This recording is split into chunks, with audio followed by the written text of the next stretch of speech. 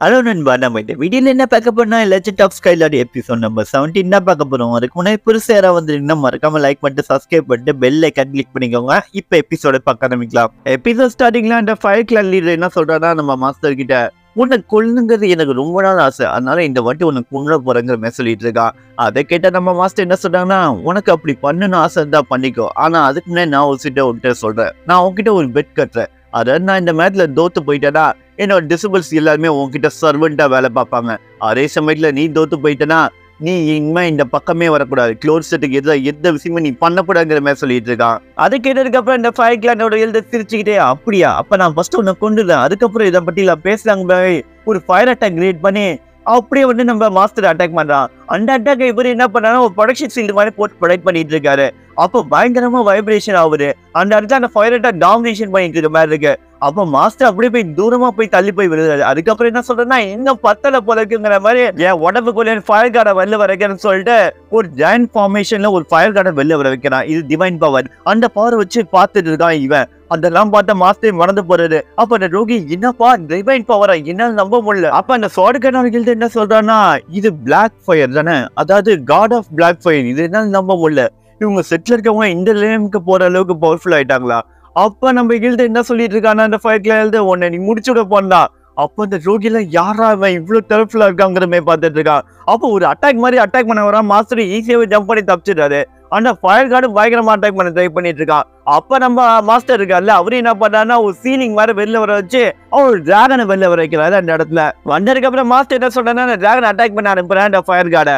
அதுக்கப்புறம் அதை பார்த்ததுக்கு அப்புறம் இவங்க ரெண்டு பேருக்குள்ளயும் பயங்கரமா சண்டை நடந்துட்டு இருக்கு. இது ரெண்டு பேரையும் கண்ட்ரோல் பண்ணாரு. இந்த மாஸ்டர் டிராகனை கண்ட்ரோல் பண்ணிட்டு இருக்காரு, ஃபயர் கார்டா அந்த ஃபயர் கிளான் எழுத கட்டுப்படுத்தி. அப்ப அந்த டிராகன் என்ன பண்ணா, அந்த ஃபயர் கார்டு அப்படியே சுட்டு போட்டு அது ஆக்ரோஷமா கட்ட ஆரம்பிக்கிறது. அங்க இருக்கிறவங்க யாராலையுமே அந்த சத்தத்தை கேட்க முடியாம பயந்து ஓடிட்டு இருக்காங்க, அந்த சத்தத்தை தள்ளி போறங்கிற மாதிரி. அதே சமயத்துல நம்ம ஹீரோ என்ன பண்ணான்னு காட்டுறாங்க. சோடு எழுதர் கூட நம்ம ஹீரோ நின்றுட்டு இருக்கான். அப்ப அந்த சோடு எழுதர் என்ன பண்ணான்னா, இன்னைக்கு என் முழு போற நீ பார்க்க போறங்கிற மாதிரி சொல்லிட்டு அங்க இருக்கிற எல்லா கத்தியும் அப்படியே கண்ட்ரோலுக்கு போய் எடுத்துட்டு இருக்கான். அங்க இருக்கிற சோல் பவரை வச்சு எல்லாத்தையும் கண்ட்ரோல் எடுத்துட்டு இருக்கான். அப்ப நம்ம ஹீரோவும் இவ்வளவு சோடன்னா கட்டுப்படுத்துறது ரொம்ப கஷ்டமா இருக்குங்கிற மாதிரி நம்ம ஹீரோ யோசிச்சுட்டு இருக்கான். ஆனா சோடுக்கான கில்டர் என்ன சொல்றானா, இதுக்கப்புறம் உன்னால இந்த இடத்த விட்டு தப்பிச்சு வெளில போக முடியாது, இருக்கிற சோட்ல இருக்கிற எல்லா சோல்ஸும் வந்து ஒன்னு அட்டாக் பண்ணும். அப்ப ஒவ்வொரு சோட காட்டுறாங்க, அது எல்லாத்துக்குள்ளேயே ஒரு சோல் இருக்கு, அதான் செத்து போனவங்களோட உருவம் தெரியுது. அப்ப அதெல்லாம் பார்த்ததுக்கு அப்புறம் நம்ம ஹீரோ என்னடா பண்ண போறாங்கிற மாதிரி பார்த்தோம்னா ஒவ்வொரு ஸ்டாடியும் அப்படியே பக்கத்துல வர வைக்கிறான். அந்த இடத்துல ஒரு பெரிய ஒரு சர்க்கிள் மாதிரி கிரியேட் ஆயிருக்கு நம்ம ஹீரோவை அட்டாக் பண்றதுக்காக. இந்த ஃபார்மேஷன் உன்னால என்னைக்குமே பிரேக் பண்ண முடியாது, ஒரு ஃபார்மேஷன் கிரியேட் பண்ணா. அப்ப நம்ம ஹீரோ சண்டைக்கு தயாராகும் போது ஒரு சோட ஃபர்ஸ்ட் அட்டாக் அனுப்புறான். அந்த சோட நம்ம ஹீரோ தடுக்க ட்ரை பண்ணா அது முடியாம நம்ம ஹீரோவே தள்ளி போறான். அந்த சோடு கண்டிப்பா எல்லா சோடும் வந்து நம்ம ஹீரோ அட்டாக் பண்ண ஆரம்பிக்குது. நம்ம ஹீரோ முடிஞ்சவரை தப்பிச்சுட்டே இருக்கா. அதை பார்த்துருக்க இதுக்கப்புறம் என்னடா தப்பிச்சு போறேன் அந்த சோடுக்காக எழுத மல்டிபிள் சோடு நம்ம ஹீரோ அட்டாக் பண்ண அனுப்பிட்டு இருக்கான். நம்ம ஹீரோ ஜம்ப் பண்ணி தப்பிச்சிட்டு இருக்கான். அந்த இடத்துல நம்ம ஹீரோவை தாக்க பிடிக்க முடியல. எல்லா சோடையும் ஒரே சமயத்துல கண்ட்ரோல் பண்ணா இவன் எவ்வளவு டேலண்ட்ஃபுல்லா இருப்பா மட்டும் பாத்துக்கோங்க. நம்ம ஹீரோ உடம்புலான்னு ஒரு சோட கிளிக்க ஆரம்பிக்குது. நம்ம ஹீரோ என்ன பண்ணலாம்னு யோசிச்சுட்டு அப்படியே பக்கத்துல ஒரு சோடு வந்து அட்டாக் பண்ண வருது. அப்ப நம்ம ஹீரோ ஒரு ப்ரொடக்ஷன் சீல்ட போட்டு ப்ரொடக்ட் பண்ணலாம் பார்த்தா அந்த இடத்துல அந்த சீல்ட உடையிற மாதிரி இருக்கு. அதுக்கப்புறம் நம்ம ஹீரோ என்ன பண்ணா, மேல ஜம்ப் பண்ணிட்டு அந்த சோட விட்டு தள்ளி போயிட்டு அந்த சோடுக்கு அந்த எழுதுற அட்டாக் பண்ணுறதுக்காக ஒரு பஞ்சிங் அட்டாக் பண்ணி நம்ம ஹீரோ ட்ரை பண்றான். அந்த அட்டாக் அப்படியே வந்து ப்ரொடக்ஷன் சீல்டு மாதிரி இங்க எழுதுற வந்து ட்ரை பண்றேன். அதை பார்த்ததுக்கு அப்புறம் ஒன்னால இது அட்டாக் வச்சு நான் அட்டாக் பண்ண முடியும்னு நினைச்சு அந்த மாதிரி சொல்லிட்டு இருக்கும்போது நம்ம ஹீரோ கீழே இறங்கிதான் இந்த எழுதுற உனக்கு கதை இதோட முடிஞ்சிட்டு இருக்கிற மொத்த சோடு எப்படி சமாளிக்கிறேன்னு பாப்போம்டா. உனக்கு ஒரு விஷயம் சொல்லுவா, இந்த சோடு டெக்னிக்ல நான் தான் ரொம்ப இம்ப்ரூவைஸ் பண்ணியிருக்கேன், யாராலையுமே ஏன் அளவுக்கு இம்ப்ரூவைஸ் பண்ண முடியல, இன்னைக்கு உன் லைஃபை யாராலையும் காப்பாற்ற முடியாதுங்க நம்ம ஹீரோ கிட்ட சொல்லிட்டு இருக்காங்க.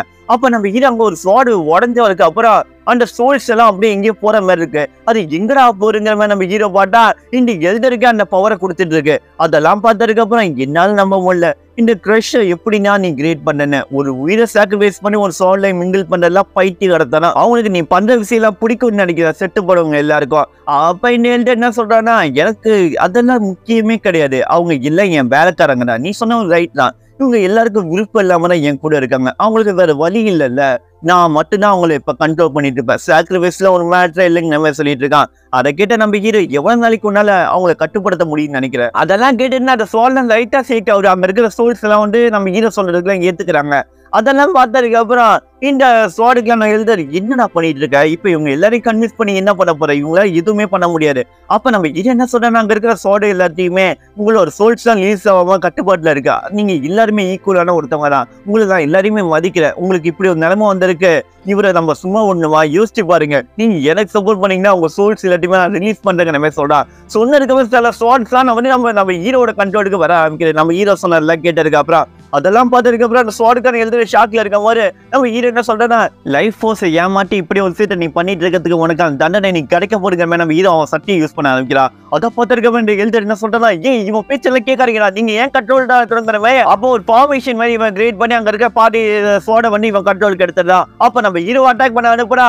அந்த இடத்துல நம்ம ஹீரோ என்ன பண்றா, உங்களுக்கு சப்போர்ட் பண்றதுக்காக நான் பண்றேன், உங்களுக்காக ரிவெஞ்ச் எடுக்கிறாங்க நம்ம ஹீரோ சொன்னதுக்கு அப்புறம் சில சோர்ஸ்ல நம்ம ஹீரோக்கு சப்போர்ட் ஃபுல்லா வந்து அவங்க ஒரு ஃபார்மேஷன் கிரியேட் ஆகுது. இவங்க ரெண்டு பேரும் சப்போர்ட்டை ஈக்குவலான ஆளுங்க வந்து சப்போர்ட் பண்ணிட்டு இருக்காங்க இந்த சோர்ல இருக்கவங்க எல்லாம். இந்த சோடுக்குலாம் எழுந்து என்ன சொல்றேன்னா, இவ்வளவு சோனை உன்னால கண்ட்ரோல் பண்ண முடியாது, என்ன ஒண்ணு நீ அழிச்சுக்க போறியா, இத்தனை சோனை ஏன் அளவுக்கு யாராலுமே கண்ட்ரோல் பண்ண முடியாதுங்க சொல்லிட்டு இருக்கான். அப்ப நம்ம ஹீரோ என்ன சொல்றா, உன் கதை இதோட முடிஞ்சது, நீ இவங்களுக்கு பண்ணதுக்கான ரிவெஞ்ச இவங்களே உனக்கு திருப்பி தரப்போறங்கிற மாதிரி சொல்லிட்டு அங்க இருக்கிற சோர்ஸ் எல்லாத்தையுமே வந்துச்சு நம்ம ஹீரோ இவன் அட்டாக் பண்றான். அந்த எழுத சுத்தமா எதிர்பார்க்கல. அப்போ அவர் ப்ரொடக்ஷன் சீல் மாதிரி போட்டு அவர் ப்ரொடக்ட் பண்ணிருந்தா அங்க இருக்கிற எல்லா சோட வந்து இவர் அட்டாக் பண்ணிட்டு இருக்கா. அதை பார்த்தது நீங்க எதுக்கு எல்லாம் மாறிட்டீங்களாங்கிற மாதிரி கத்தி அந்த சோட எல்லாமே தள்ளி விடுறான். அப்ப நம்ம என்ன சொல்றேன்னா, என்னோட எனிமியோட பொருளை வச்சு அவனை போடுறதுலாம் எனக்கு இன்ட்ரெஸ்டிங்கா இருக்குங்கிற மாதிரி சொல்லிட்டு 10,000 ஸ்வாட் சொல்லிட்டு மல்டிபிள் சோட வச்சு திரும்பி அட்டாக் பண்றான். அதை சுத்தமா அவன் எதிர்பார்க்கறவன் அந்த அட்டாக் வாங்கிட்டு இருக்கான். அதே சமயத்துல என்ன காட்டுறாங்கன்னா, நம்ம ஹீரோ இருந்தாலும் ஒரு சிட்டில அந்த இடத்துல காட்டுறாங்க அந்த வேலைக்கார அடியாள் இருக்காங்க, அவங்க வந்துட்டு இருக்கான். ஏய் என்னடா பண்ணிருக்கீங்க, எதுக்குடா என்ன ஃபாலோ பண்ணீங்க, அதுவும் இல்லாம யங் மாஸ்டர் எங்கடா கண்டுபிடிச்சிங்களா இல்லையா, அதை கேட்டதுக்கு அப்புறம் யங் மாஸ்டர் எங்க இருக்குன்னே தெரியல. அப்ப சடனா ஒரு அடிப்பட்ட நிலைமையில எவனோ வர மாதிரி இருக்கு. அப்ப அது யாருங்கிற மாதிரி கேட்டா நம்ம யங் மாஸ்டர். அதை பார்த்துக்க அந்த அடியாள், யங் மாஸ்டர் உங்களுக்கு என்னாச்சு யங் மாஸ்டர்ங்கிற மாதிரி போய் பிடிக்கிறான். உங்களுக்கு யார் இப்படி பண்ணா சொல்லுங்க யங் மாஸ்டர். அப்ப போய் காப்பாட்டு, ஹீரோயினை போய் காப்பாத்து சீக்கிரம் வாங்குற மாதிரி சொல்லிட்டு அந்த இடத்துல வாங்கி போறான் யங் மாஸ்டர். அதை பார்த்து அடியாளுக்கு எந்த இடத்துக்குமே புரியாம இருக்கும் போது அதுக்கப்புறம் ஸ்வாடுக்கு காட்டுறாங்க. அந்த இடத்துல நம்ம ஹீரோ அவனை முடிச்சு விட்டு சில கட்டிகளை எடுத்துக்கிறான். அப்ப நம்ம ஹீரோ என்ன சொல்றேன்னா, உங்களுக்கு நான் அப்புறமா ஹெல்ப் பண்றேன், எனக்கு ஒரு முக்கியமான வேலை இருக்கு, அந்த மெசேஜை பார்த்துட்டு இருக்கான், டைமிங் முடிஞ்சுக்கிட்டே இருக்கு, அங்க போய் காப்பாடுல க்ளோட் செட்ல. அப்ப கடந்தா வந்து அங்க ஒரு ஸ்வாட் வந்து பயங்கரமா ஷேக் ஆயிட்டு இருக்கு. ஷேக் ஆகி நம்ம ஹீரோ கையில வந்து நிக்குது. அப்ப நம்ம ஹீரோவோ இந்த ஸ்வாட் கிளான்ல இருக்கிற ப்ரெஷரான ட்ரெஷர்ஸ்ல இதுவும் ஒண்ணு, இது ஏன் கட்டுப்பாட்டுக்குள்ள வர்றதுதான் ஆச்சரியம் தாங்கிற மாதிரி சொல்லிட்டு அந்த கத்தி அப்படியே மேல தூக்கி போட்டா அது ஒரு பறக்கும் கத்தியா மாதிரி நம்ம ஹீரோ பாட்டுக்கு அந்த கத்தி மூலியமா வேகமாவே நம்ம க்ளோட் செட்டுக்கு நம்ம ஹீரோ போயிட்டு இருக்கான். அங்க சில கத்திகள் நம்ம ஹீரோக்கு சப்போர்ட் பண்ணிட்டு இருக்கு.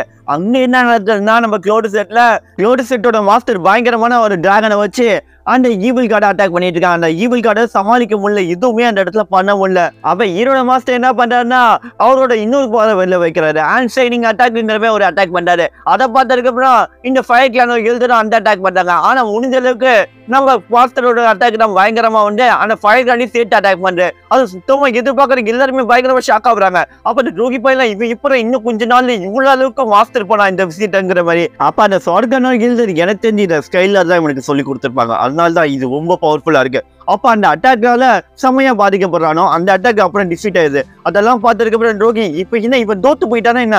அப்ப சடனா ஒரு அட்டாக் வந்து அந்த ஃபயர் அட்டாக் வந்து அந்த ஃபயர் கார்டை கண்டிப்பா கொடுத்துட்டு இருக்கு. அந்த ஃபயர் கார்டால தாக்கு பிடிக்க முடியல. அந்த அட்டாக் ரிஃப்ளெக்ஷனால இந்த ஃபயர் கிளானோ எழுதலும் பயங்கரமா பாதிக்கப்படுறாரு. இதோட இந்த எபிசோட் முடிஞ்சிடு. நம்ம ஹீரோ மாஸ்டர் இதுல கண்டிப்பா ஜெயிக்கலன்னு தான் சொல்லுவோம். ஏன்னா இவங்க ரோகிகள் எல்லாம் நிறைய பேர் இருக்காங்க, அந்த இடத்துல எனிமிஸ் அதிகமா இருக்காங்க. நம்ம ஹீரோ எவ்வளவு சீக்கிரம் வரானோ அப்பதான் இந்த க்ளோட் செட்டை காப்பாற்ற முடியும். இதுக்கப்புறம் என்ன நடக்கும் போது எல்லாமே அடுத்த எபிசோட்ல பார்ப்போம். அரை பக்கத்துக்கு மறக்காம லைக் பண்ணிட்டு சப்ஸ்கிரைப் பண்ணிட்டு பெல் ஐகான் கிளிக் பண்ணிக்கோங்க. இது ஏஜே வாய்ஸ் ஓவர்.